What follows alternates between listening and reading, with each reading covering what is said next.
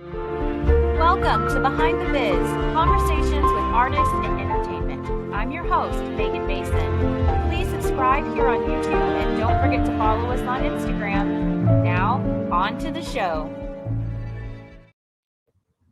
Hello! Everybody that is going to be watching this, I'm super excited, probably really excited, to introduce to you Connie Grayson Criswell, who is a fantastic wig maker, contact lens technician in Los Angeles. Going through your credits is really fun. Oh, and that's I'm so bad about updating that. I only update my credits probably about every 3 or 4 years. So there's a lot that's just not on there. Well, what is on there is super cool. For those tuning in, because some people will be watching and some will listen on the podcast.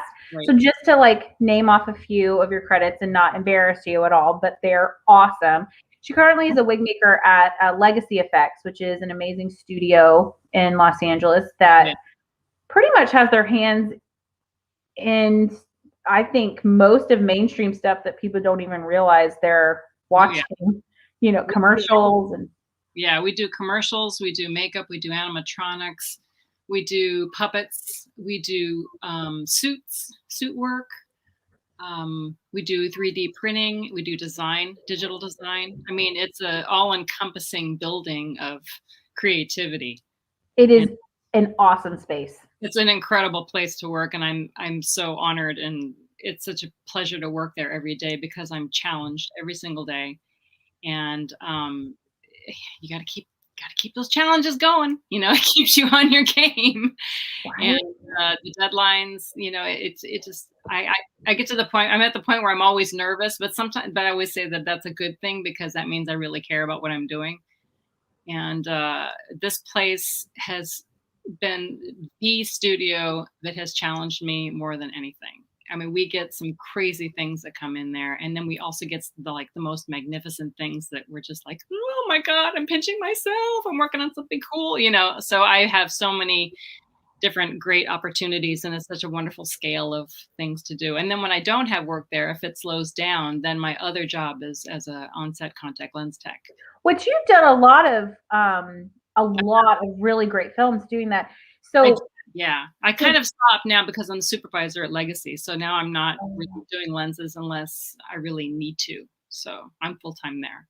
Because I want to touch on the contact lens part of what you do, because a lot of people don't even realize that they're looking at contact lenses when they're watching special effects or just TV and film. But some of your other credits, Chronicles of Narnia and the Avengers and the Mandelorian and Stan Winston's studio and Jim Henson's studio, and just all of these really amazing, almost iconic, definitely iconic. Oh, definitely. I have worked everywhere there is to work, I think. Most of the studios in town. And it's right. I was going to say, once you get into the pool, then you kind of get to know everybody, and everybody knows everybody, and everyone refers jobs to everybody, and it's like a small town to a certain degree. But right. Yeah, so you have to be accommodating, you have to be friendly, you have to be able to get along with other people. If you don't get along as a team member, you're not going to work that much, or you're going to be working on your own at home. So, all of these studios have this group effort and team effort, and you have to have a good attitude, I'm telling you. I remember Mr. Westmore, Marvin, when I was in school, he wasn't there all of the time in class. We had different teachers, but he would come in every once in a while. And the one thing that he said that has always stuck with me, so this was 2002, I think, so, do the math, is he said, I don't care how good you are. He said, if you are an a-hole, I am not hiring you, because I will find somebody that is decent at what they do, and I will show them what I want them to do, because I'm about to spend 18 hours a day with this person. Yep. And it really stuck with me. And after working, in the industry, it is absolutely a truth. Oh, absolutely. It's your friends that are going to give you the jobs. Yeah. So you have to get along with people. And if you act like a prima donna, or if you act incredibly selfish, no one's going to want to work with you. No. And these are some really cool films and stuff that you've done. Of course, Mandalorian is like one of the big giant most recent ones, doing hair and wigs and effects, punching hair. And did you punch hair on that one? Yeah, I haven't done any wigs for it. I work for Legacy does the creature effects. The creature effects. I worked on the baby, and I worked on Quill, which both of those two for season 1. I only had the 2 characters. And then season 2, there was a team of 5 of us that worked on the Bantha.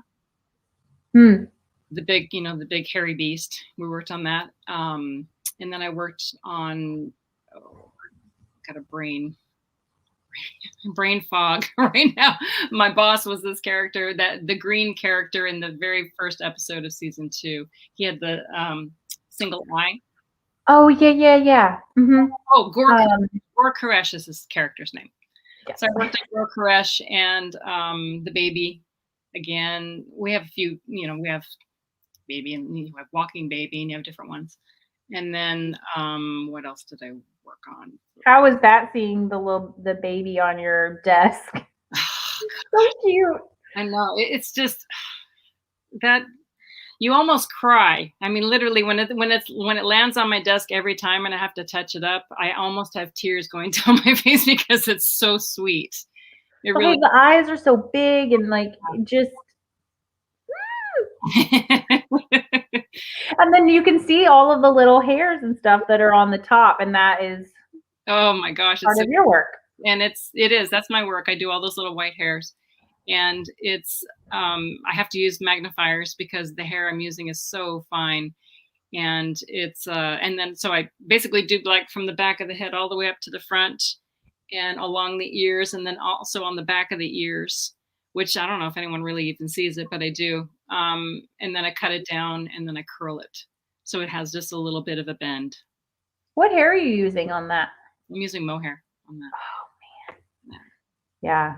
I like the magnifiers that you have. I bought some. And those are good, right?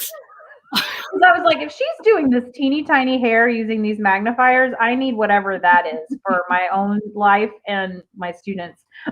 Right. And I'm older than you, so I'm 54. So with being 54, trust me, those things, once you hit your 40s, your eyesight just goes downhill.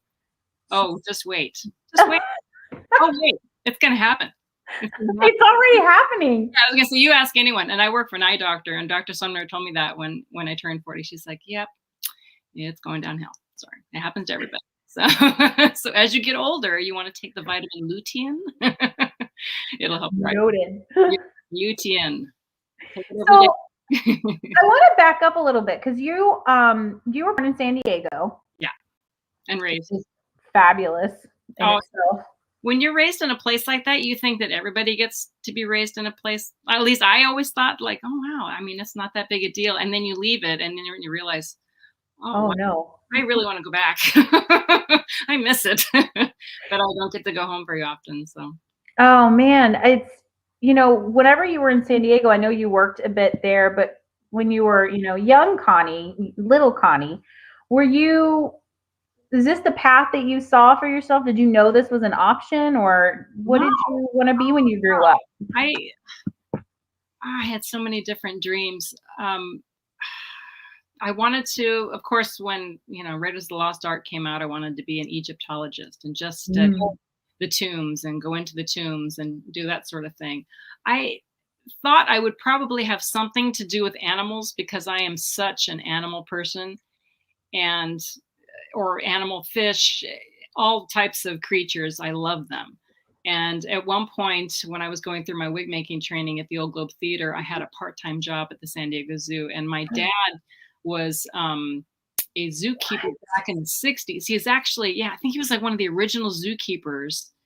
And so when I worked at the Old Globe, I would work part-time at the zoo during the holidays. And then the other half of the year the other part-time of the year, I would work as a teacher's aide. And then I'd go to the Old Globe Theater like at 3:00 in the afternoon, and I'd get my wig making training.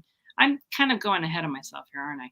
Yeah, but that's so cool. Like, you worked at the zoo. I did. I loved it. And so there was a point when I was going through my wig making training where I thought, am I going to go to work at the zoo, or am I going to work doing this hair thing? What am I doing? And I kind of had to make a decision. And it was hard because I thought, if I do this hair thing, I'm going to be, I'm going to be in theaters, but it could bring all kinds of unusual opportunities. Who knows? Or I can stay working at the animals, and work at the zoo. So I just decided to go with the different opportunities. And I'm sure the zoo would have done the same thing, but it's just a different avenue. I mean, you did get to create animals like the Revenant. I do it all the time. I do it all the time. Looking at those pictures, I'm like, that looks like a real horse. That is real hair. We did a horse, we did a donkey, and I love those kinds of projects. Oh, it's such a thrill whenever they say, oh, we're going to do this, horse or something like that. And then when you find out it's for a really great film, you're just like, wow, it's just icing on the cake.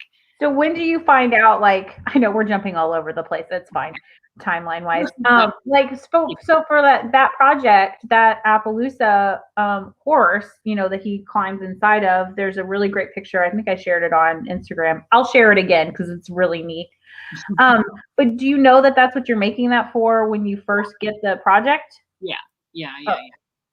And then I didn't really come into it until, because the hair is always last. Yeah. So, has to go through the sculpture and the design, the sculptures, and, the molding and the whole process of everything that we have at the studio. And then finally it comes to hair and fabrication. So fabrication started with using NFT, National Fiber Technologies, and draped it. And then we ended up making a horse's mane, which was, I believe it was human hair and yak hair. And it was almost like making like a huge weft. Yeah. Yes. Almost like that, but include making it out of horsehair and human hair. It was interesting. And same thing with the tail. And then the front of the face is flocked. I'm jumping around, people. Hold on. It's all good. And flocking is it's a technique of hair. What you do is there's an electrostatic gun, I guess is what you call it. It has a basket in it, and you fill the basket with cut hair, like cut human hair. And then it has a screen that covers the top of it. And you plug it in and you ground the flocker to the whatever it is you're going to be putting hair onto. And you put layers of adhesives on it and you let it dry and you make it nice and sticky. And then you get the flocker out and it shoots the hair onto the skin. And then you use different types of hair dryer. Well, you use hair dryers, and you kind of basically just kind of make the design of the patterns of the hair. So like if it's going in all these different directions, you can kind of blow dry and use brushes and just kind of move it into so cool. The face would be done with something like that. And then we would add hair punching, which is when you take a needle. It's basically we use beading needles and we put it into like a wig making handle. And you take a beading needle, which looks like this. Here we go. And we cut to the top of the needle off. So the needle looks like that. And then you cut off that arm. So then the needle looks like that. And you put the needle into a holder. So it kind of looks like a little spear going into the holder. And then you take the hair and you push the hair into the skin. And then that's punching. So we kind of that's our fine work. The finishing work is all hair punching. So at least 3-4 different techniques just for that one horse. It's amazing. And sculpted and all these other things. But it makes it, it really does make it look so real, because people, I think, when they watch these things, they get very concerned. And I'm like, no, it's just amazing technicians. Don't worry. Well, that's why they have that thing at the end of the movie that says no animals were harmed. So, right. There's barely any animals. The human hair was harmed, but that's about it. Oh my gosh. So when you were little, did you wanted to do with animals, but theater and stuff with what made you go into wigs at the Old Globe? Okay, so I'll do the Cliff Notes version of my career. The beginning of my career, because I tend to be a talker. I started in college, and again, I was into Egyptology, and I was in community college, just taking classes, trying to figure out what I wanted to do. and I had just started, and I was 18. And I was taking all these classes, and I think I was living at my grandmother's house at the time. I moved out of my parents' house, and I wasn't quite ready to live out on my own. I lived with my grandma, and she had a huge house, so I kind of stayed at her place. And my work schedule, I was working, like I said, with the city schools as a teacher's aide, and then I was also working in a restaurant as a waitress and going to school. And my classes, my sociology class was conflicting with my it was just too heavy with amongst everything else, and I wanted to do well in it. So I basically, after about a week, decided, no, I'm going to just can this, and I'm going to take something else, because my school load was just too much with everything else. Yeah. So I thought, I'm just going to do something fun. I'm just going to, just something different. I'm in college. It's my first year. Let's do something fun. So I closed my eyes and I opened up the catalog. I'm not kidding. And I closed my eyes and I pointed and I hit drama. What? And I thought, are you kidding me? There's no way. I mean, I grew up really shy. So for me to, which is hard to believe because I'm a chatterbox once you so I thought there were 3 classes available. There was the acting class, there was a costume making class, and there was a theatrical makeup class. And I grew up in the 80s with Michael Jackson and Thriller. So when I was in high school, Thriller was, that was the bomb. And everyone was running home from school to watch Thriller and then to watch the making of Thriller. And then you had like The Thing came out, and there was all these amazing effects movies coming out. So that was kind of the real boom of makeup effects. And I used to run home from school and make sure I was there by 3:00 because it was on MTV. And I was always so much more interested in the behind the scenes. And so they would always show the making of, which was Rick Baker and his effects crew, and building it and showing him, doing the live cast and doing the contact lenses and everything. And I was just enthralled with it. I'm like, I want to do something like that. That's so cool. So then when I saw the theatrical makeup class was available, I thought, oh, that'd be fun. I'll do something like that. Like the Michael Jackson thing, So I did, and I loved it. I loved being behind the scenes. I had no interest in being an actor. And I did take an acting class at one point and a few other dramatic classes, but no, I went right for the theater. And it gave you an understanding of what they're doing, but you're like, I'll just. Yeah. And then my teacher, I did really well in the classes, which is interesting considering I'm not not like a painter, or I can't draw at all. So the thought that I could actually do well as a makeup artist was kind of interesting to me. So I started volunteering at the local community theaters, and I started getting jobs. And this is so distracting. You know what I'm gonna do? I'm gonna look directly at you instead of the camera, because I'm trying to go back and forth, and it's messing me up. Oh, I do both. No, if I look at the camera, okay. I'm looking at you. But if I look at you, I'm like looking down. I'm just going to look at you. So anyway, so I took the classes. I started volunteering in community theater, and I loved it. And I just progressed. And I ended up realizing that I wanted to work in theater. I wanted to learn wigs because I wanted to work behind the scenes with the actors. And at that time, especially when I was doing musical theater, the actors were doing their own makeup. And they didn't really need a makeup artist. So that's when I learned, okay, well, if I want to have a career in this, I need to become a wig maker. And at the time, the Old Globe Theater had a wig making school, but it was closing down. And I kept bugging him and calling. And they're like, no, we're closing the school down. And I'm like, please, there's got to be something I could do. They said, well, check out the wig making school up in San Francisco. And I can't remember the name of that school, but it was associated with the San Francisco Opera.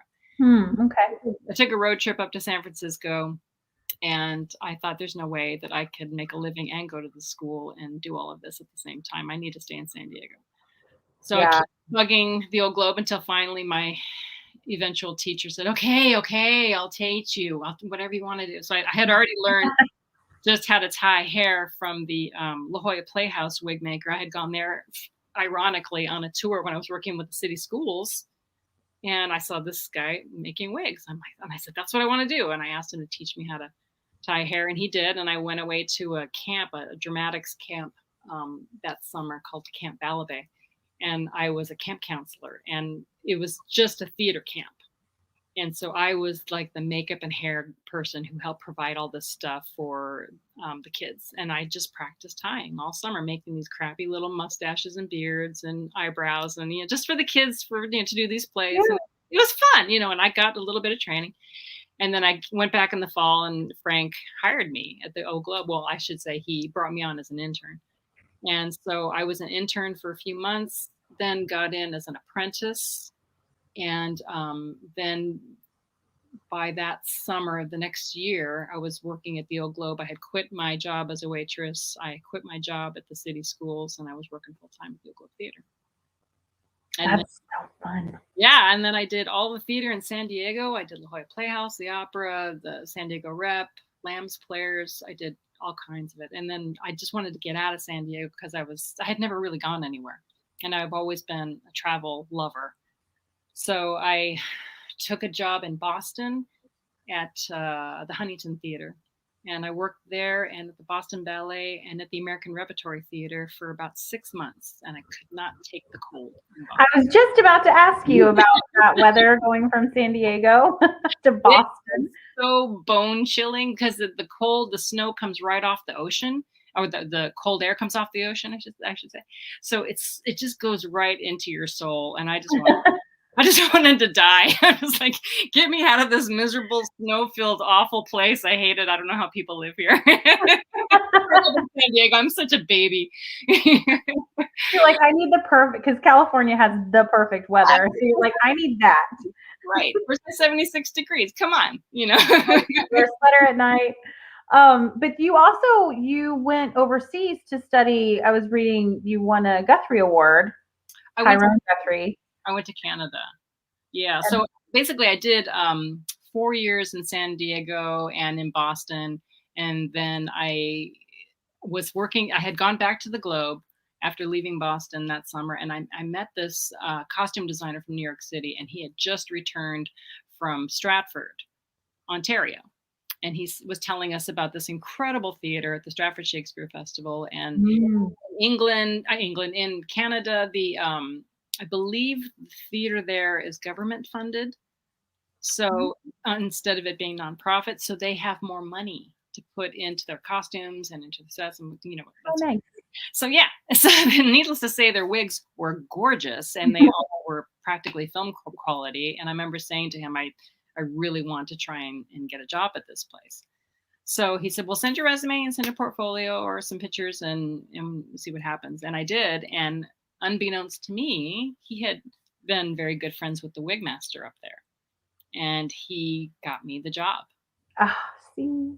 And next thing I know, and I, for the rest of my life, will be thankful to him for doing that. But anyway, so I got a job in Canada at the Stratford Shakespeare Festival, and the wig makers there, I believe, are BBC trained. That would, yeah. So their wig making is much more tailored and much more fine tuned. Also, they have 3 theaters there. 2 of them are thrust stages where the stage goes out into the audience. And then one of them is a proscenium stage where you look up to the actors. So because they had 2 thrust stages, they didn't need scenery. So all of the money goes into the costumes and they have costumers from all over the world who work there, and shoemakers and jewelry makers and hat makers. Just unbelievable theater. My mind was blown when I got up there. I couldn't believe how amazing that place was. And I had work papers. And so every year I would go in January and worked until basically around Thanksgiving. And then in my contract, they would fly me back to San Diego for the holidays. And then I would do the whole thing the next year and start a whole new season. And I did that for 4 years. And I learned so much. Oh my God. They put me on the worst jobs. They had, this theater was started in Stratford, but what had happened is Sir Tyrone Guthrie from the Guthrie Theater in Minneapolis, he had gone to this part of Ontario. And I guess he thought, wow, this is amazing. The whole town was basically named, all the names of the streets and everything is all based on Shakespeare. So they said, you should have a Shakespearean theater here. And so that's what they did. They erected one in the 50s. And then again, now there's 3 big stages there, and it's phenomenal. And so what you're talking about, the Guthrie Award that I got, was I was there my first year. And there's one day a year where all of the actors and the behind the scenes people donate their fee for the day. And it all goes into this pool. And then you can apply for an award, you can nominate someone for an award, or whatever. And they have this one night where everyone, if you've entered or you just want to go to this thing, people win money. And you win money to do things. And it's all about educating yourself and furthering your career and furthering your education and being the best kind of artist that you can be. And they're trying to help you. So that's what this is. Isn't that amazing? It's so amazing. It's such a great place. I really loved working up there. I mean, if anyone ever gets an opportunity to work at the Stratford Festival, you take that opportunity. Do it. Yeah, because it's incredible. I don't even see. I think about this and I'm like, my God, I was able to do all of that, and then I worked in Hollywood. So there you go. I know. That's why I'm so excited to talk to you. Hello. Your career is amazing. It's just really so wonderful, and that you're nice on top of it. It's like it's just, I've been so lucky, and a lot of it is, it's just, I'm thankful to God and thankful to everyone who's helped me, because someone has helped me along the way with every step. So I think it's our job, right? If you have an opportunity to help somebody that you see potential in, that little tiny pay it forward. Look what happens. The ripple is so amazing. Mm-hmm. And I think it makes everybody feel better, and it helps just lift someone up just a little bit. And you can't be insecure about that kind of thing, because you have to pay it forward. It's good for your soul. It's good for another human being. It's just human kindness. And we need so much more of that right now. I mean, is that the truth? Right? I was just watching a thing this morning on CBS this morning. It was on, I'm trying to think of the name of the actress who was married to Sean Penn, who was in The Princess Bride. Oh, Robin Wright. Right. And she just did a movie. She directed a movie and stars in it. And it's about kindness. And I think that's awesome. About the penguin or the bird, or no, I think it's called Land. And she's directing, and she goes off into the mountains and tries to change her life. But it's all about, paying it forward and being a good human being. And you have to, it's good to just, we need more of that. We need more of that. And there's a quote that I have hung up in the studio and just in my life, and it's the work hard and be nice to people. Mm-hmm. It's so simple, really. And they say that it takes so much more energy to be cruel and nasty than it does to be nice. And I work with all kinds. I work with people in this industry, and in my career I've worked with all kinds. And the people who are kind, ultimately, I mean, they progress. Right? You get to see them. It's interesting to look back, right, and see like where you all kind of were, and then where you are now, and who kind of fell out of the way. And everything. Did I read that you did go study period hair? I did. So that was what I did when I won that Guthrie Award. So that's where you went. Yeah. So my first year there, I applied for a Guthrie Award, and I think I applied for, I think it was $1,200 or something like that. I was dirt poor. I mean, this was dirt poor in the early 90s. So, and I was working in theater. I don't even know what I was making, but anyone who works in theater, it isn't much. Sadly. But it's a wonderful experience. You just don't get paid well. So I was working at the theater, and I applied for this award because I was doing so much period hair at the time, and I was learning wig dressing, and I was going through and trying to study, the different period hairstyles. And I had nothing but these kind of crappy images in these old books. And I thought, I need to go see the paintings. I need to go to Europe and see and get some historical books and some costume books and all of the stuff of the time periods, and go to these art galleries and study. And so that's what I did. How do I do this? What did their hair actually look like? I needed to look at the structures of their hair and just kind of see different time periods and how the hair evolved, because I was going by the Corson book, which was great. Mhm. But, you know, if you've seen the Corson book, it's black and white, and it's just like a little hand drawing thing, and that wasn't enough for me. So I won this award. I got to go over to England, and I was there for, I think I was about 2 weeks, and I had a friend over in Birmingham, and I stayed with her briefly, and I went to Paris and I went to London, and that's all I did is I just went to the museums every single day, and I bought a bunch of books, and then I carried all those books. I still have them. Yeah, stupid. I love that. No, keep them. These books, you know, because I went all the way to England and France to get these amazing books, and the last thing I'm going to do is part with them and just give them to Goodwill. But I know you can get everything point and click now, but no, but look what happened here in Houston. We had this huge freeze. Nobody had access to anything for like a week, and everybody made fun of me because I keep all of my DVDs. And guess who watched only DVDs for the last 7 days? There's something about a real book, I tell you. So I feel your pain. I got one book when I was in Paris. It was a costume book, and it was so huge. But I was like, I have to have this. I have one too from Paris, and it's all in French.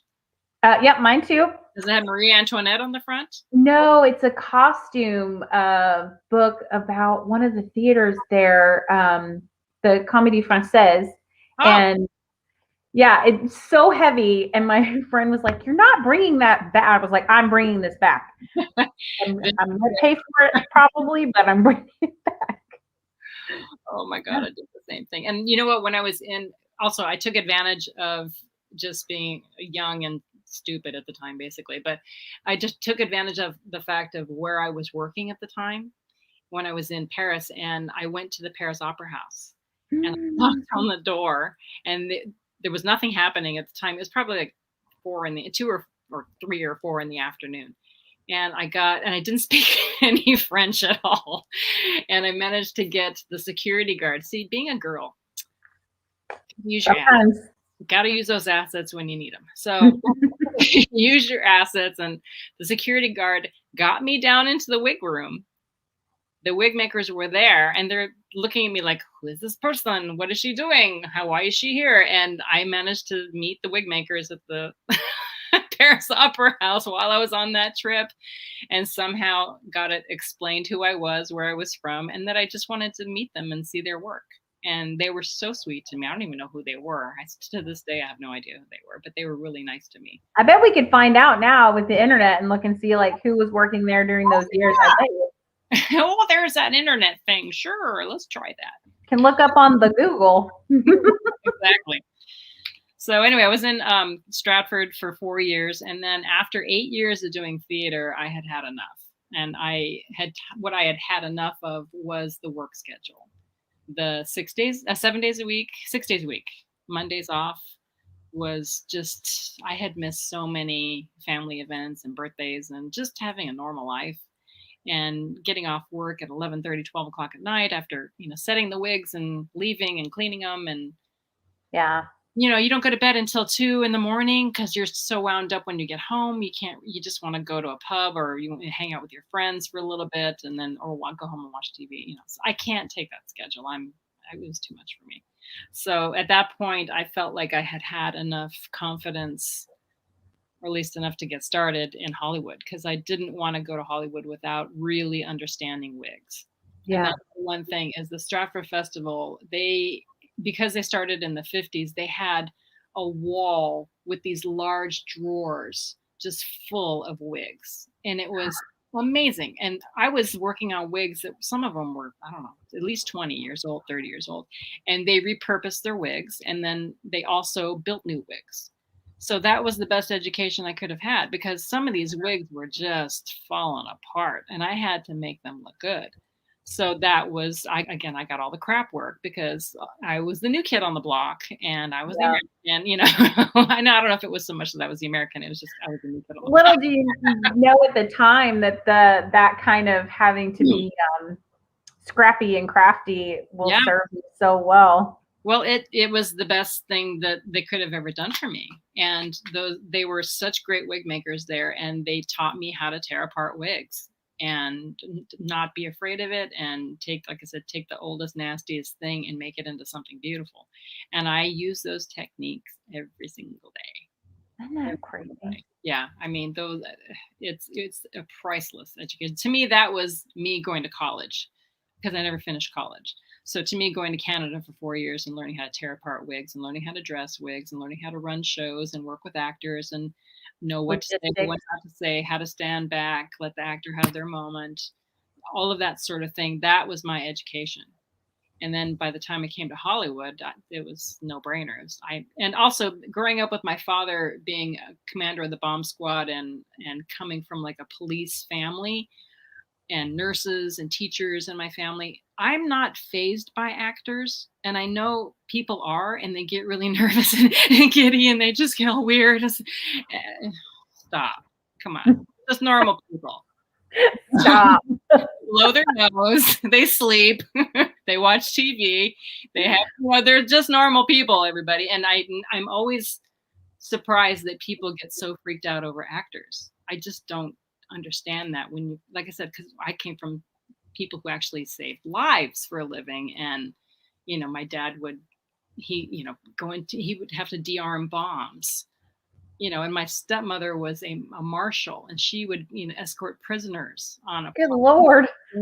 Cities. I mean, so these are to me, these are amazing people who do what they do. And actors are amazing too, though, at the same time. And that I'm not trying to diss actors at all, because what they go through and is difficult, and the production is based on what they're doing, and they're in the focus. So I am a big supporter of but the starstruckness is not. It's but not. the whole Star Trek, starstruck thing is. I don't get that.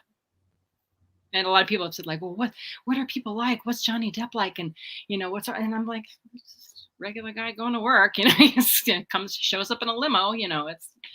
But they're nice people. So I guess it all depends on how communicative they are with us. And some of them are a lot more chatty and conversational, and some people become your friends actually, and some people, and then a lot of them don't. You go from you're gypsy, and you go from one project to the next. Now, were there different designers and artists that kind of in the beginning made you, like, let's say when you first started working on Pirates and you were doing contact lenses for Pirates of the Caribbean, right? Right. But like V. Neal is on there as the makeup artist, and she's like at the helm of all of these amazing films from the 80s and all of that special effects and stuff. And how was that? Oh, it was incredible. And then on top of that, she had an amazing crew of incredible talent. I mean, that was top of the scale talent on that show. And it ran like a machine. And I saw some amazing work, amazing. And I did a little bit of hair work on that, actually, not too much. I did the beard for Keith Richards. Oh, awesome. Which I think it originally was supposed to be a stunt beard or something like that, or a photo double beard or something for Johnny or something. And then they needed one, and they had that one, and it fit, and they ended up putting it on Keith Richards. So talk about an honor, an unexpected honor. You're like, wow, that was, and he was a trip. I mean, he was, what an interesting guy. And just so mellow and cool. And I remember I was coming off stage. I had to go back to base camp because I had to get a couple of actors out of their contact lenses. And just so you know, so like all the leads had contact lenses. So we had Johnny would wear like a sunglass contact lens so that he's not squinting all the time. And he wears these all the time when he's working outside. And a lot of sunglass contact lens. He's got brown eyes, and then we would put a contact lens that's like a darker brown on top of his eye, and so it makes his eyesight like a sepia tone. Isn't that interesting? Yes. But then he's not squinting. And baseball players actually wear them too. They wear sunglass contact lenses. Yeah. Well, I kind of want those for real life. Yeah. I mean, it's smart. It's very so smart. Yeah. Right. So anyway, Johnny would wear basically like the sunglass contact lens, and then some of the other leads also wore those type of things whenever, because we were in the sun all day long. I mean, you have to, when we're on those ships, you go out on the boat at 9:30 in the morning, and you come back at 6:30, 7:30, 8 o'clock at night. And you're just exposed all the, because once you go out there, you're out there. There's not, you weren't really associated. Sorry about that. Turn that off. Now everyone wants to talk to me. So a lot of people would wear those, and I whenever you're wearing contact lenses, I have to be there. So if the lenses are in the eyes, I have to be wherever the actors are. So Orlando wore his once in a while. Johnny wore his all the time. So I was mostly with Johnny, and then I would also take care of Reggie Lee, Mackenzie Crook, who had the fake eye. You know, he had 2 large scleral contact lenses piggybacked in one eye, and then he had another large scleral contact lens. Which a scleral completely covers your eye on the other eye. And so he and Lee also, they wore these large lenses, and the look was like a jaundice look.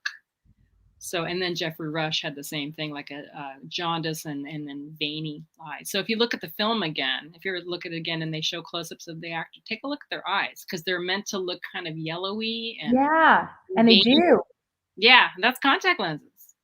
And I think this is a really kind of important point to tell people is, like, so many times when you're watching film and you see, you know, like they have like people being beat up and they have blood in their eye, any of those types of things, if you do a quick query on Google and it'll be like, what blood can I put in my eye for a special effect? And it's like, no, but all of that stuff is contact lenses that you need a technician for on set, which is what you do.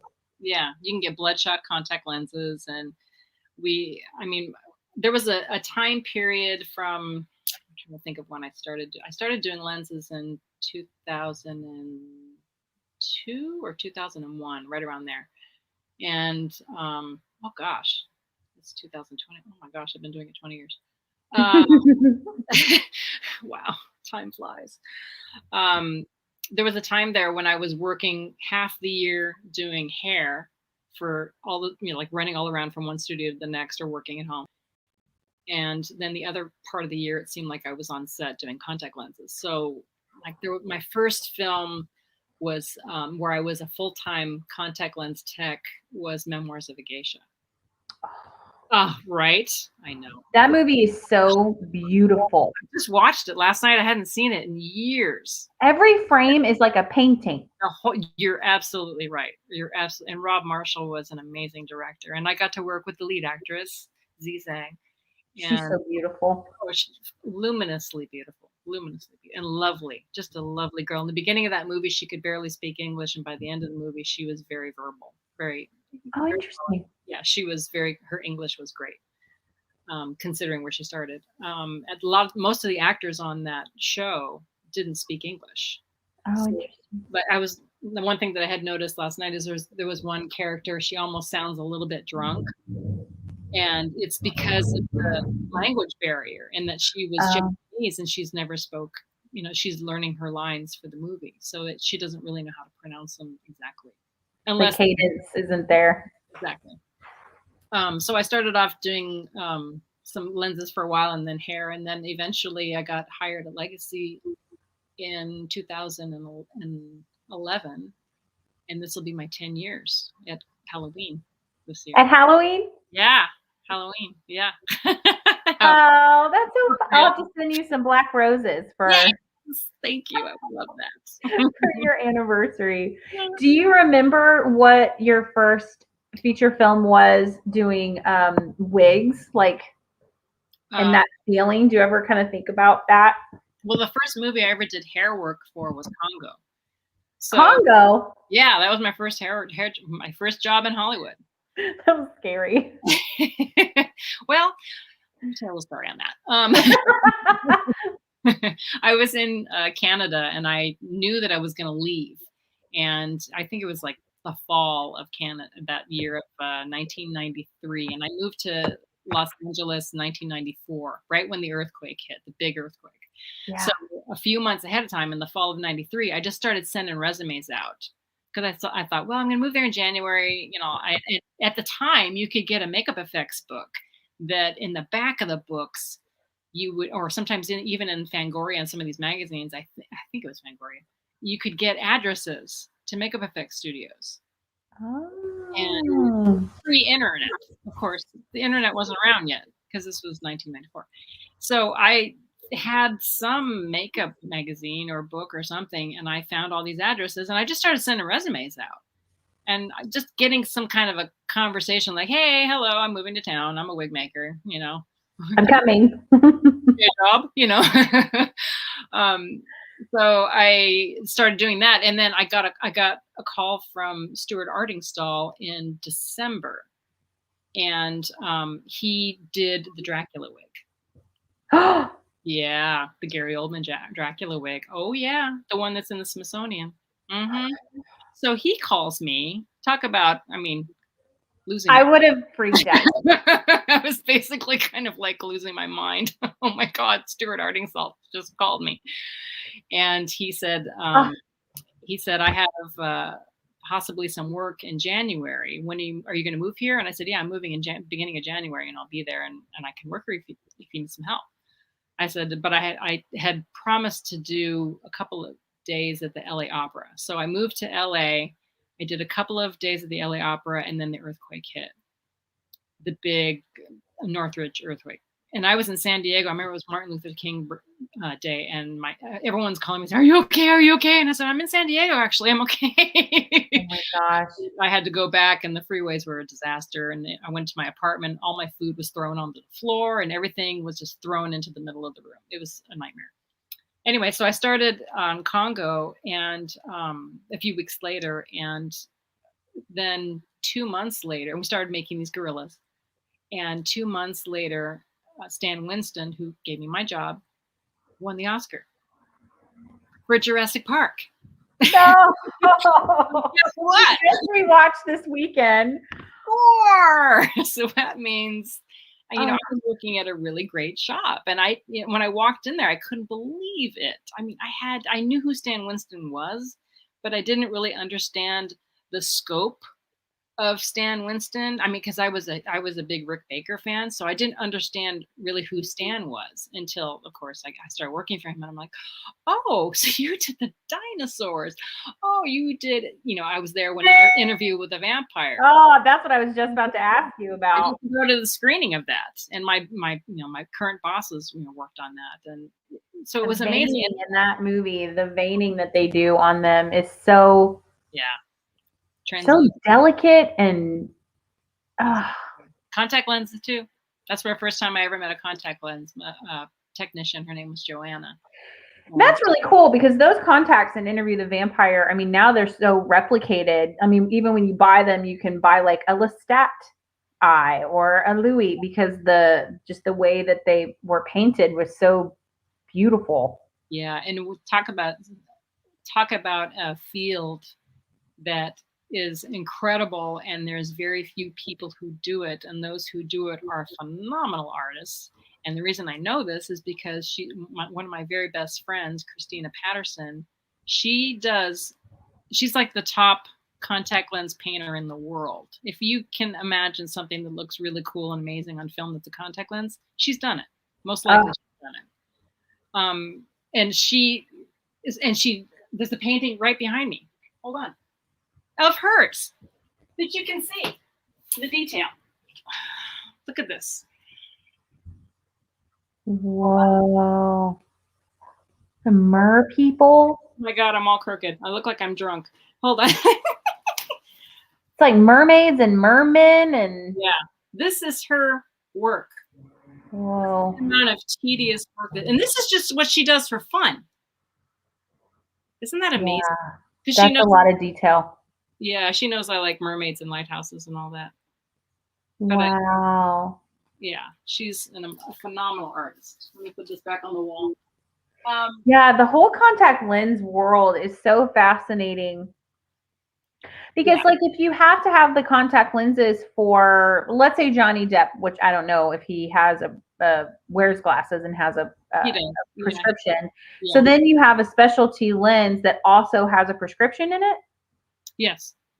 Or you can also piggyback the contact lenses. Yeah, they can wear their lenses and then put another colored contact lens on top of it, but they tend to stick a little bit. So it's easier to get a prescription contact lens. That's so crazy. Yeah, it's a whole other world. It is. Other world, the whole other conversation. You should get Christina. Yeah, you should definitely. Christina, if you're watching, we should chit chat because I'm fascinated. And talk about an interesting career path. And her mother was a really well-known makeup artist on, I think, Happy Days and Bionic Woman. Like all of those 1970s shows that we grew up with, her mom was doing all that. I think she was doing makeup on that. And so that's how she got into it. She had started off as a makeup artist. And then I always remember makeup on like Wonder Woman, and because I just thought she was so beautiful. Right. And on Knots Landing, oh yeah, the villain, Morgan Fairchild. Mm-hmm. I love her makeup. Even now, when I look back at it, I have like a visceral reaction to her makeup because as a little Meggie, I was like, oh, she's so pretty. I didn't know like she was the biatch of the group. I just thought she was so beautiful. Well, hence why I don't wear much makeup right now is because I grew up in the 80s. So that was my high school years. And we were just caking it on. I mean, and you'd wake up the next morning and your face would be all broken out. And so now, and then the 90s came and the grunge. Yeah, and that was awesome because everyone was like very little makeup, very simple. And I thought, thank God, because I was just painting on all of this makeup every day. It was so bad for my skin. There's no makeup and just like red matte lipstick. Yep, red matte, the Sade look. You know, the drum and like gold, and not gold, but like tan and gold on your eyelids, and just mascara and big red lips. You know? Oh my gosh, I love it so much. I mean, the 90s was when I was a teenager, and it was fun. It was a good fashion, and it went through so many changes between 1990 and 1999. There was like, oh yeah, 15 different subgenres you could be. I was never a goth girl, shocker, but yeah, I'm okay with it. Goth kids at the shop. This goth makeup effects as a perfect marriage right there. I mean, we have so many goth kids. It's crazy, and they're such sweethearts. I mean, and they're all tattooed up and they're all wearing black and they got the nose rings and the ear, you know, the huge, you know, gauge ear things. And the latest thing, it seems, is like shaving part of their brow. Oh, I guess that's a thing. Or I'm just old. I don't know. But and then they're sweethearts. Absolutely. They're sweethearts. They're just nice, really good kids. So I don't know why people give goth kids. They get a bad rap sometimes. Yeah, and they shouldn't have a bad rap because they're incredible artists and nice kids. What contacts did you do on Inception? Leo DiCaprio. And I worked with him on that movie in the very, I think it was the very first day, and then like right at the end of the movie. I only worked with him probably 2 days, the whole time, 2 or 3 days at the most, if I remember. And that was talk about a stressful film. I think that in interviews they don't even know what was happening in that movie. Yeah, it was a Christopher Nolan film, and it was a little intense. It was a little intense, that film. And that was the first time I had worked with Leo, and I had worked with him a second time on J. Edgar, and his personality was very different on J. Edgar. He was much more, even though he was under all the heavy makeup and stuff, and he was still a lot lighter in personality than he was on Inception. I think just the whole experience was a lot, you know, to take in and what they were trying to achieve. And, you know, whereas J. Edgar was him replicating a real person. And I remember going into his makeup trailer and he'd be watching things like Guys and Dolls, and he'd always watch all these classic films. He was a real history buff. And just I love that. It was sweetheart, really a nice guy.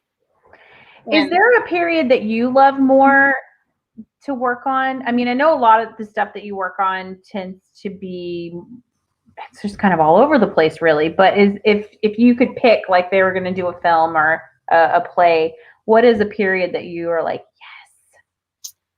Oh gosh, that's a difficult question. You know what? I'm going to go with something completely different and say I would love to see more Egyptian stuff. Oh, actually, I think this is a very interesting answer because, I haven't seen Egyptian stuff since Cleopatra. well, and how much actual historically accurate Right. Egyptian stuff have we seen? Not very much. And I just did this webinar on like the history of makeup and hair and wigs, and going all the way back and looking at some of the pieces that they found and trying to decipher like what is it actually made of, or the sculptures. There's the one, it was in France, and it's like, is it a hairnet? Is it a hat that they've created, or was it hair that was plaited? And there's no way to know. So I think I like this answer. I think this would be very fascinating. Well, and guess what? I got to go, there's that new, I don't know the name of it. It's this new museum that they were supposed to open in October of last year. And I think they're going to be opening this year. It's all Hollywood artifacts and of all the films. And they're creating this huge. Yeah. They're building down in LA near USC. Yeah. Okay. So I got to go to the archive building. Oh. Mm-hmm. Oh yeah, I got to freak out. Was it awesome? Oh, you have no idea. So I made something for the Jim Henson Company, which I'm not going to say because I don't know if I'm allowed to say it. So let's just say I made something to go on one of their displays in this museum. So I got to go down to this place to deliver it and meet the people there. And wow, talk about an amazing place. I got to see Elizabeth Taylor's Cleopatra wigs.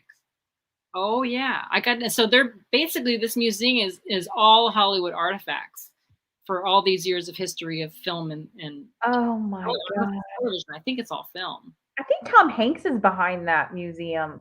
Yeah, I don't know the name of it. For some reason, I'm having brain fog, probably because I'm tired, didn't get enough sleep last night. But yeah, I don't know the name of it. But yeah, it's the one that was supposed to be opening in October, and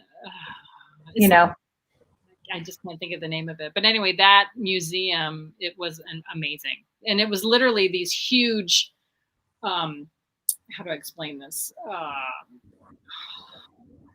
Almost like wall-size filing cabinets, but not cabinets, but it's aisles that they could actually move, slide. Oh, yeah. Have you seen that kind of thing? They have them in different archives, and they crank it, and so then it opens up, and then you can go and look, just so they can fit more stuff. Exactly. And so I got to go in, and I just got to kind of sneak in and see a few things. And this girl was so sweet to me. She was so nice, because she's like, "Oh, you made this wig? Let me show you something." And then she brought me showed me the Cleopatra wig, and I almost lost my mind. I'm like, "Can I take this home? I just want to take it home. Please let me take it home." No. I was like freaking out that you got to go see this. It was such an honor. It was such an honor to see that stuff. Have you ever gone to the Academy's library? No, I haven't. So you can go, people listening, when I worked on my thesis, because I think you'll really appreciate this, you can go and request to see things from their special collections. And so when I was working on my thesis, I have like the budgets for Casablanca and the memos and stuff for Ben-Hur and things like that. Like, you can request all of these things, but then they also had like wiglets and things from the 1920s, and they're in like the most immaculate shape you've ever seen. I was stunned. Stuff. That's the thing. Oh my God. So yeah, this was just aisles and aisles and I only was on one level. And I only went into one room, and it had all of these aisles of all of these huge, tall aisles with all these. You walk down one thing and you're like, "Oh my God, that's something from the Blob." Oh my God. There's all different kinds of things. I think I got to see a Willy Wonka costume, and it's just mind blowing. So can I stay here? Can I just hang out here for the day? For this place to open when it opens. I feel so stupid because I don't know the name of it. I'll look it up and then I'll figure out what it is and put it in the little caption-y thing. It's not like that. No, it's not the Hollywood Museum. I can't think of the name of it. Anyway, it has. But what the coolest part is you actually are a part of that museum because of the different films and stuff you worked on. You're a part of that history. Isn't that amazing? I think, yeah. I mean, at least I got to do that one thing for Henson's. I don't know what else that I did that may be in there, but who knows? But I mean, in like a very general sense, like, just looking at your, looking at your filmography and stuff and your CV, it's like, these are definitely movies that people hold with them. Do you know what I mean? Yeah. Like How the Grinch Stole Christmas. Like, that is an iconic film, Memoirs of a Geisha. That was sometimes the first introduction that people had to that culture. And the Mandalorian, oh my gosh, my nephew alone he can go on and on. He's 9, he's 8. He could go on and on about his love of this movie. So I just think it's very cool that you didn't even know that's what you were going to set out to do. And now look. Yeah, not at all. I've been so lucky and worked very, very hard. But I just look at every day that I get to get out of bed and go to work in makeup effects as a blessing.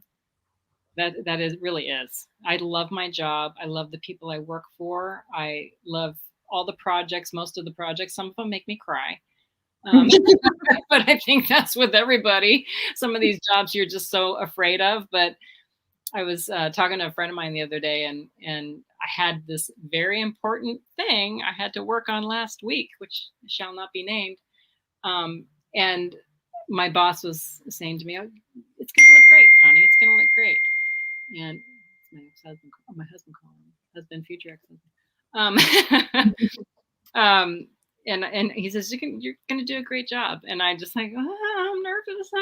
But I think he finally understands after me being there for 10 years now that my nervousness is actually a good thing, because that means I'm going to give it everything that I've got, my blood, sweat, and tears. And that's another thing, is I have these weird little omen things. I don't know if other wig makers are like this too, but it's almost like if I don't accidentally cut myself or bleed on it to a certain degree, then it's like, it's not going to be good enough. And there's many projects where I will accidentally cut myself and I'll say, oh, okay, good. This is good. That means it's going to be good. I feel like if I don't have at least one mess up in the either styling or creation to where I'm like, well, that's just ruined, I can't go forward. And then, you go take a break and come back and you're like, okay, and maybe I overreacted. I feel like if that doesn't happen, or I have a favorite hook. Yeah. And when it breaks, I don't know what I'm going to do. Well, yeah, I don't know if you saw on my Instagram recently that I stabbed myself with one of my favorite knotting hooks. So yeah, I'm making wigs I'm 54. I've been making wigs since I was 20. So 34 years. And I finally stabbed myself with my wig making hook. And it's so typical. And I was making Grinch hands on top of it all for a McDonald's commercial. So I was prepping to make them that weekend. And we were racing around on this other project. It might've been the John Travolta thing. I'm not sure if it was that. Oh yeah. Everybody see the John Travolta, Samuel L. Jackson Christmas commercial. And yours truly, Miss Connie, made the, I worked on the wigs hair. Yeah, but we had a team of people. It was Michael Ornalis, Aida Kafer, my friend Sharon Bendu-Fink. She did some eyebrows for us, but we ended up not using them. We ended up using a different pair. And then I worked on the wig. And the wig was beautiful. The wig was actually a Cal East wig. And I refronted it and I added some different low lights to it. And I just added a lot of stuff, hair throughout it, and then I thinned it out, and I changed it a lot. But the base of it was a Cal East wig. We use a lot of store-bought wigs from time to time when we have these commercials, because there's just no time. Yeah. To make a wig from scratch. You have, sometimes I have a day, if that, to do something. Or most of the time it's about a week or 2 weeks. So question for you about that particular process is, you have John Travolta coming in, you have to make a wig for him. You have no turnaround, right? Do you already have a block for him with his bubble? Are you just guessing how does that work? We didn't have his head. And what we ended up doing with that one in particular, which was a rarity for us, usually we'll have our digital people they have this digital scanning gun, Mhm. and take their computers and like, I don't know if you saw the Super Bowl, we did that Timothy Chalamet, Edgar Scissorhands commercial with Oh, him. you guys did that. It was so great. Yeah, we did that. So I went down to Hollywood. He was staying at one of these really old, cool hotels. And we took our friend, my coworker, Jim Sharmans, takes the digital scanner. And so he can digitally scan Timothy, and then they can print up a head off of that. But I was also there to get his head measurements and do a head tracing and all of that, because I was going to give him a wig. And I actually went and got a wig and I refronted it and the whole thing, the whole process, because we weren't sure if he was going to want to use his hair. And he ended up using his hair, and they ended up adding some little extra pieces. So my wig got shelved. But we did the scissors on his hands, and we did the whole gloves and everything. But we didn't do a costume. I think the costume was made somewhere else. But usually, if the actor can't come in, then, like I said, we'll either have someone on location send me a tracing and send me his measurements, or sometimes we have a head cast done wherever they're at, sometimes Toronto, and then they send it to us, or vice versa. There's some stuff that we've done for some people from a different country, and we'll do stuff for them and send them that. But I get head casts of the, or I should get, let me back up.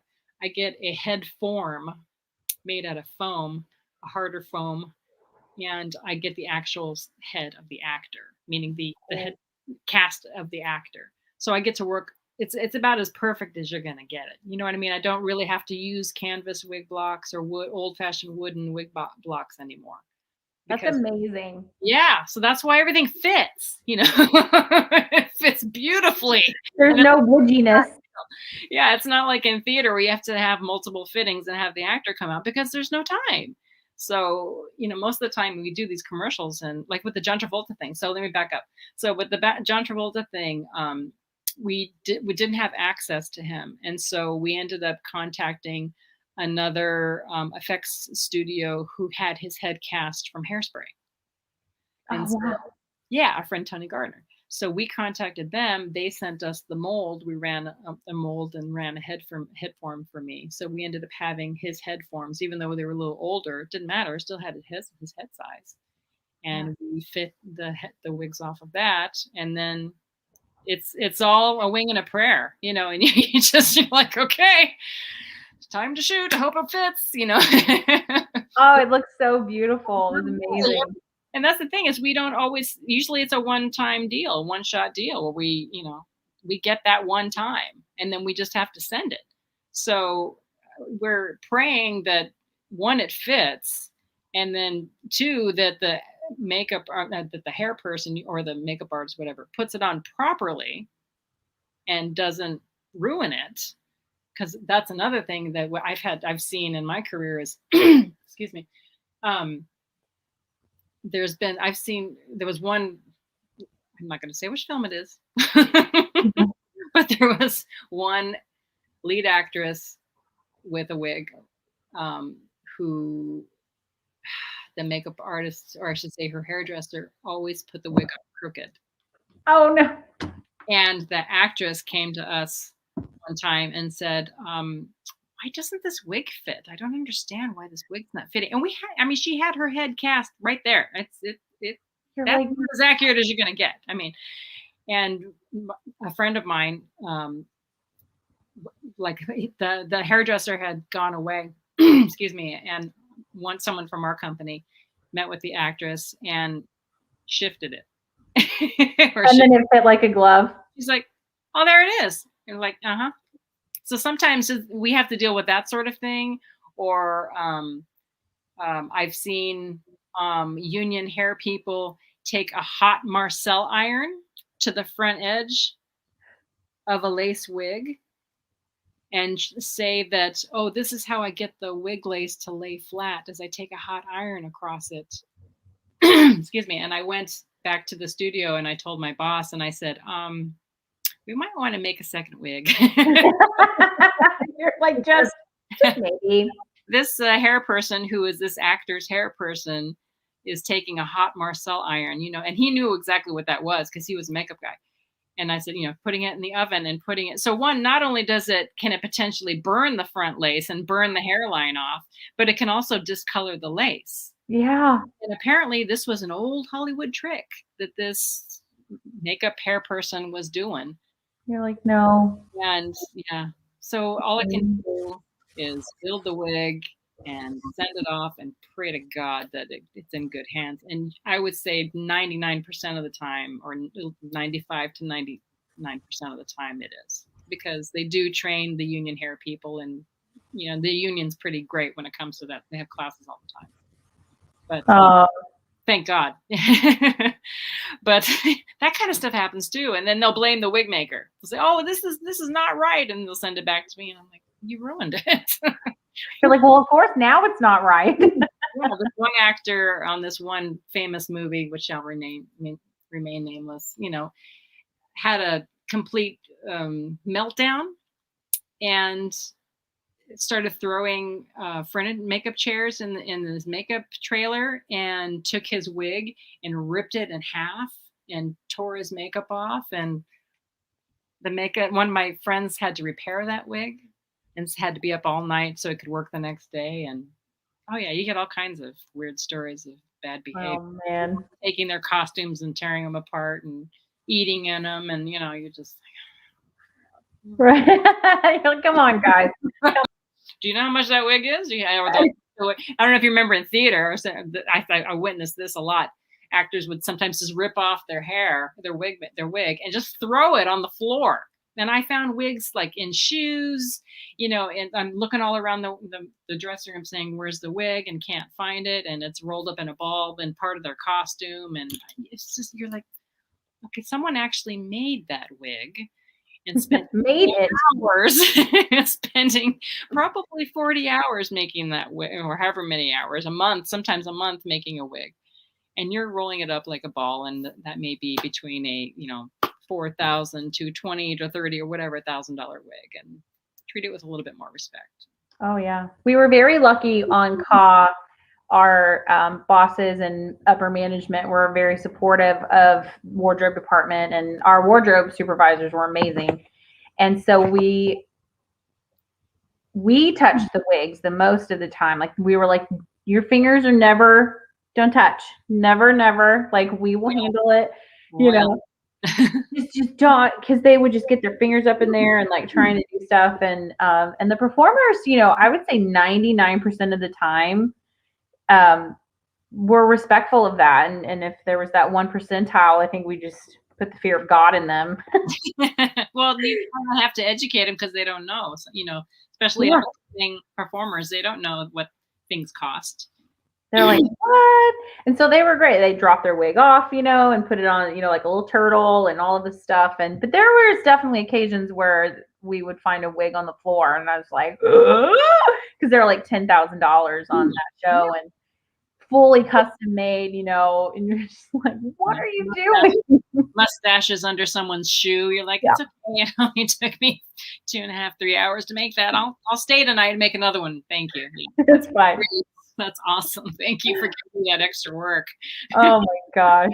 Oh, I could literally talk to you forever. But before we go, I want to see what is it? Is there a motto or anything like that you find yourself telling yourself a lot that propels you forward, especially with this year, and it's so hard, and we all have personal things going on, plus COVID, plus work. What is it that keeps you positive and going? Some days we don't win. Yeah. For me, it really is imperative to have people on your crew that have the same work ethic and the same, hopefully, optimism and not so self-centered and selfish, because we have so much stuff thrown at us all the time, and it really can affect your attitude if you're with selfish people and difficult people. So I think it's really important to maintain a great deal of conversation positive conversation and positive reinforcement with the people you're working with and with yourself. Yeah. You know, it's, again, I'm notoriously awful at that because I'm a crazy Virgo. You know, I'm just constantly like nitpicking everything, and I can be very difficult on myself, and I have to self-edit, and I have to start thinking about, I have to think about the big picture and think about, you know, just if you just keep your attitude good and just try to do the best work you can and be nice and positive and be nice to the people you work with. And when someone does something great, celebrate them. Absolutely celebrate your coworkers, because we all deserve to be lifted up. It shouldn't just be a one-sided glory. It should always be a team effort, and it should, everyone put their stamp on it, and everyone deserves to have their name spoken and written. And we don't always get credits. That's another thing, is that in the film industry, like, I've never been on the credits of Mandelorian. And I don't know what the deal is with that. I've been on, my bosses have been incredibly gracious to me in other ways, and including printing my name in the magazines and different things. And on the website, you're on there for the Mandalorian. Yeah, but I mean, there's certain, like, I don't know if the list is limited or what, but I know that I believe the first seasons, like, half the names of our shop were cut. So a lot of it, I don't know if it's financially, if it costs money to put names in credits, or I don't know what the whole deal is with the whole credit situation. But that's the thing, is you can't do it for the credits. You're doing it because this is what you enjoy doing. And for a long time, you have to kind of take your ego and put it aside, because if you're only doing it for credits and awards, you're in it for the wrong reason. Because, especially in makeup effects, because, you know, it's not everyone is going to get, not every, my husband always says, not everybody can be in the parade. You know, there has to be other people who are just sitting there watching the parade. And so, and putting on the parade. Putting on the parade and building the parade and building the floats and all that. And so, you know, for me, I just really enjoy the ride. I enjoy the whole, what's going to scare me today? What do I have to make today that's going to scare the bejesus out of me? But that's good, because it keeps me fresh, and it keeps me scared, and it keeps me wanting to just keep trying harder. And I always want to just learn new things. And that's another thing, is you just got to keep educating yourself and learning from everybody, and don't get stuck in your ways. You know, you hear about these people who just get to a certain point and they think that, you know, they think that their shit doesn't stink. And you can learn from everybody. You can learn from someone cleaning a toilet. You can learn from, you know, the new kid who just got out of makeup school. We're going to have all new kinds of new techniques in there that I'm not going to know about. I'm not constantly sitting on my phone looking at new makeup and hair techniques. I mean, I try to keep updated, but you know, you're going to learn something from everybody. And I think it's important to have an open mind. Yeah. Especially as an artist, you have to have an open mind. Absolutely. Fear is a great motivator, though, you know? Yeah. And it's also important to be respectful of everybody you're working with, in my case, in the shop, because everyone's got a job to do. You know, there's our bosses who do, and then there's the digital designers, and then there's the sculptors, and then the mold makers, and the silicone and foam runners, and the people who seam and take all the seams off, and the painters, and the animatronics people, and the fabricators, and the hair, and we all have a job to do. And it's important to be respectful of every person's job, because it's not just about you. You know what I mean? Everyone's putting their stamp on it, and everybody wants to do a good job. So I really, like I said, I know I'm repeating myself, but I think it's just important to acknowledge who's around you and what they're doing, and trying to not rush people until you have to sit on them and say, I need this. I need more than 4 hours to do the hair. It needs to go out tomorrow, so please give me more than 4 hours, you know. So, you know, you don't press them unless you absolutely have to. Yeah. Well, it's been an absolute pleasure talking with you. Thanks. And Pleasure talking with you. Super excited to see what you have coming up next. And eventually I'll make it out to LA again at some point after the pandemic. Well, and hopefully if at that point, hopefully they'll let us do tours again and come out and visit me. Yeah, I would love to see the shop again. It was the most outstanding thing I think I've ever seen. It was unbelievable. That was fun. All the effects shops are really cool because they all have their own style and everyone's got their own. But like I said, it's a little community of people, so everybody kind of knows everybody. And I love it. That's neat. I like the effects industry. It's great. Love it. Well, you can check out Connie's work on any film really coming up, and definitely The Mandalorian season 2, and check out her IMDb for upcoming projects because she's going to update it.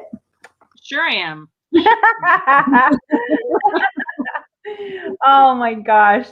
All right. Sorry. I always tell people just go to Legacy Effects, go to their website and you'll see stuff. Absolutely go to Legacy Effects website because The Shape of Water, like all of these films that are just unbelievable come out of that shop. That Iron Man and the Avengers and we get to work on such cool stuff. Oh my God. It's fun. And then what's great about it is there's so many nice people in that shop, and everyone is still, even us, the older generation of effects people, we're all still really geeky about it. We still really love doing makeup effects, and we know that we've got great jobs and we love our jobs and we have fun jobs, and not everyone gets to have, these kind of jobs, and we know how lucky we are. So, like we're trying to pull in, even doing things like pulling in family members, like my stepson. He's working with my husband right now at the Jim Henson Creature Shop, which is great because he had tried other jobs and eventually he's like, I want to do what you guys do. So you're like, yes, because it's awesome. Yeah. So now we have the next generation of effects kids coming in, and the kids of the kids, and they're going to be running the shops and hopefully still hire me. Please still hire me. I bet they will. Yeah, it'll be interesting to see what my son does, being around all this stuff all the time. Yeah. I mean, I look at it like I'll probably keep working until my hands fall off, I'm the same. I'll come help you and we can work together while our hands fall off and not stab us, because I have a feeling there's no retirement. Yeah. Kids, I don't know. I'm not getting political. But I think I'll probably work until my back gives out. That's another thing that's something I probably should have said too, is like, it's important to have self-care when you're doing this kind of job, as well as I think just any job. It's important to take care of yourself and take your vitamins and get massages. If your back hurts, go get a massage. It'll make you feel 100 times better, and go for a swim and exercise, eat well, because what you put in your body is going to reflect all over. Yeah. I started doing CrossFit about 2 years ago, and it's so fantastic. It's made me emotionally strong as well as physically strong. And again, I'm 54 years old, and if I can lift weights and enjoy it and run and do all these exercises, then there's no excuse, people.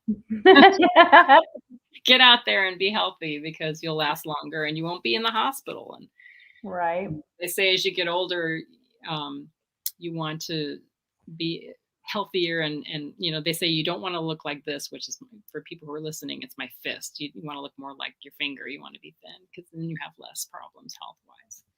So that's what I'm trying to do, just trying to stay healthy. And sorry, same here. These little tangents. Sorry about that. It's okay. It's okay. I love it, and I love talking with you, so I don't mind at all. Yeah, it's been almost an hour and a half. That just flew by. Wow. I know, right? Maybe we'll do another segment in the summer or something and catch up on like what you've done for the spring. If I can if I can talk about it. If you can talk about it. No, there's like 800 things in here I could ask you about. I have a whole printout. It's very fancy. Oh, nice. Well, you enjoy the rest of your evening. And if anybody has any questions for Connie, just shoot me an email and I will let her know. Yeah, absolutely. I mean, I always tell people that, like, I'm not very good at talking on the phone. And, but I'm great at, if you have any questions for me ever, you can always email me. Yeah. I mean, sometimes I'll let people text me, and sometimes I'll text back if I can, but I have no problem answering any questions anytime about anything when it comes to hair. Don't ask. That's amazing, because there's like some baby artists out there, that watch and listen to this, and Yeah, send me an email. I don't they care. just don't even know what's out there. It's amazing. Well, when I started, there was nothing. So I mean, there was like a couple of I think there was maybe 3 or 4 wig schools in America, and now you can just point and click on go on YouTube and see videos on it. So I'm, Isn't that wild? yeah. But yeah, I don't mind answering any questions. Don't ask me for a job. Because that's the one thing people are constantly asking me. Can I come work with you? I just learned how to tie 5 hairs. Can I come work with you? No. I need seasoned professionals, because I will get that. I'll get kids like right out of makeup school, and they think that they can just call me and be like, hey, can I get a job with you? But our deadlines are so fast and fierce. I just don't have time to train people. I really don't. And I've had people ask me to teach, and I don't have time. I don't have time. I mean, I'm literally trying to get my job done and get it out the door. But there are some seasoned professionals out there that are not working right now. So if you are interested, shoot me an email and we'll forward it on. But yeah, there's siren. And if they're looking for set work, call the union. Don't call me, because I don't go to it's set. a very different thing. I don't go to set, so don't ask me for jobs to go to sets. And but yeah, I mean, even if you're just like some wig person out there, or someone has questions, about how to do something, or just to have me look at your work and critique it. I am a harsh critic, but it's good, because it's good to get a harsh opinion, because then you learn from your mistakes. Yeah. Yeah, I will be brutally honest and tell you how I feel, but I'll also try and lift you up. Hold on, something is happening. The school is right by a fire station. So they're on their way somewhere. Oh, all right. Well, have a wonderful rest of your evening, and thank you so much for joining me today on Behind the Biz, my little baby. This was fun. I'll talk to you soon. Before you hang up, I just want to say to those whatever wig makers that are sitting out there in like some dark little hole somewhere tying hair and listening to this, you're awesome. I just want to tell you you're awesome. So true. Because we've all been there and we've all done that, and I'm thinking about you guys, and you're awesome. Oh, we'll see you next time. Okay, bye.